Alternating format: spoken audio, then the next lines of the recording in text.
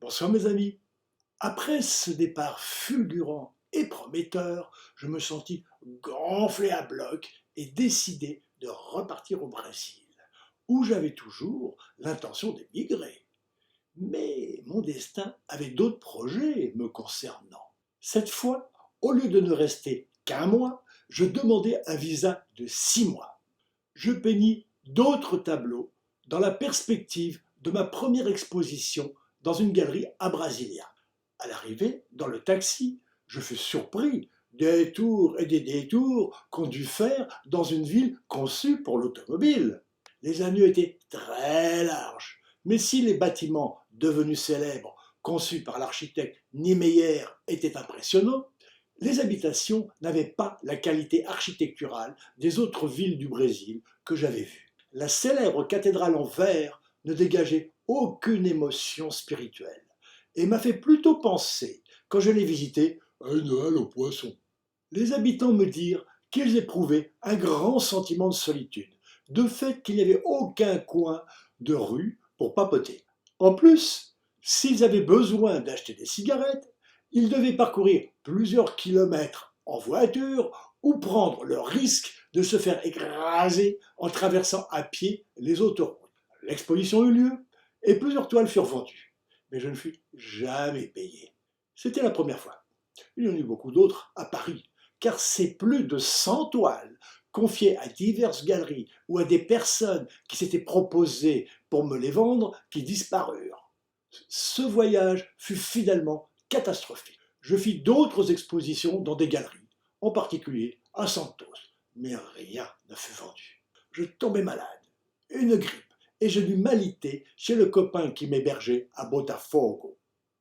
Je rentrai définitivement à Paris en abandonnant mon idée d'émigration. Avec le recul, je m'aperçois que le destin m'avait contraint à revenir, car au Brésil, je n'aurais jamais pu réaliser l'extasium. Je retrouvai Paula, une métisse vietnamienne, et sa sœur Jacqueline, que nous hébergions dans le grand appartement au-dessus de la gare Montparnasse. Je retrouvai Chubby, joufflu en anglais, mon fennec apprivoisé, que j'avais rapporté d'Algérie 6 ans auparavant. Il était adorable, mon petit renard du désert, et habituellement, il me suivait partout. Mais cette fois, je n'avais pas pu le prendre avec moi, à cause des problèmes qu'il me causait à chaque fois que je voyageais avec lui. Les hôtels ne l'acceptaient pas, alors qu'il était très calme et ne faisait aucun bruit. Mais quand il m'a retrouvé après une si longue absence, il n'était pas content. Boudait dans son coin et ne parlait plus. Un jour, Paula eut l'idée de nous préparer des écrevisses. Pour voir la réaction de Chubby, je le pris dans mes bras et Paula en posa une par terre.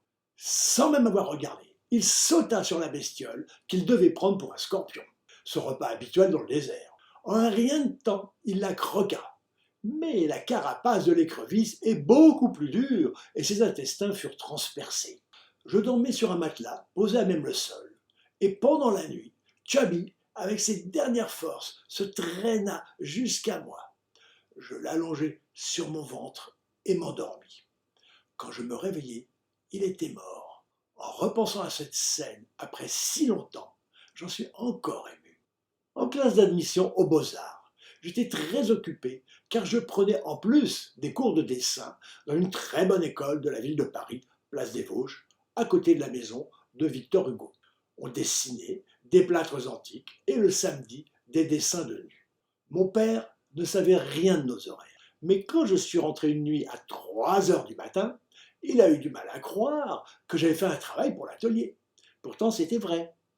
Mais je ne pouvais pas lui dire qu'avec mon copain Alain, on avait fait le tour des cabarets pour trouver une stripteaseuse qui accepte de figurer dans la fête que nous allions donner pour les anciens.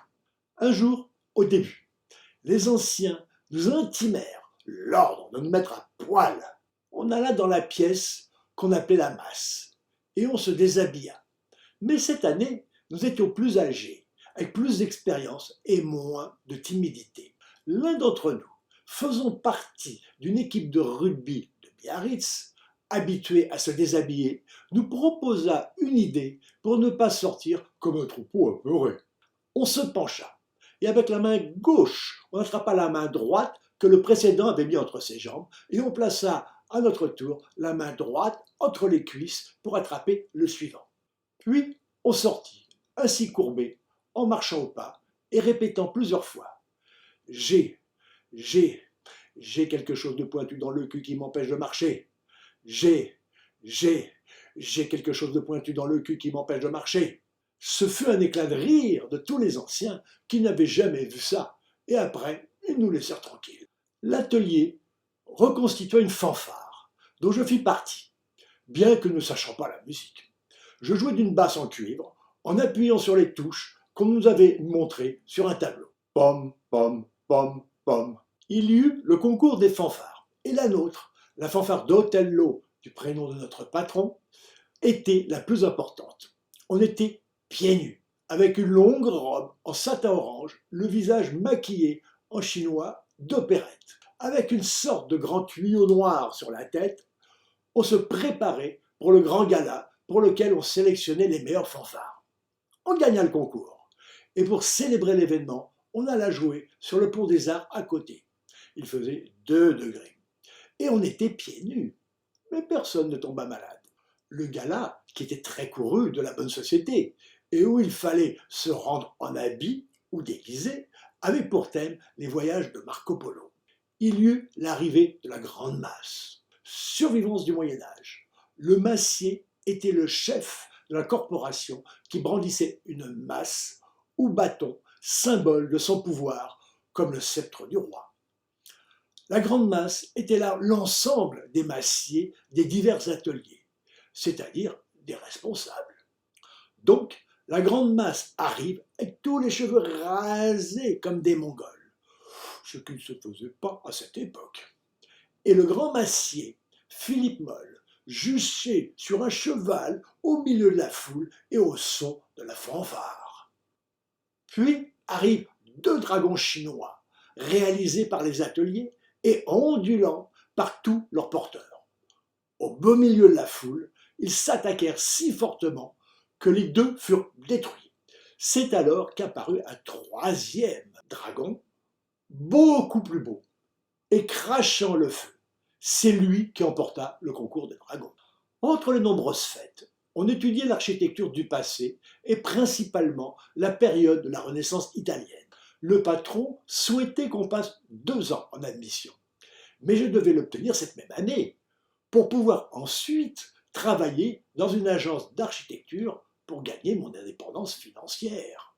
Je me mis très sérieusement à l'ouvrage et je vous raconterai la prochaine fois les péripéties de cette préparation au concours d'admission.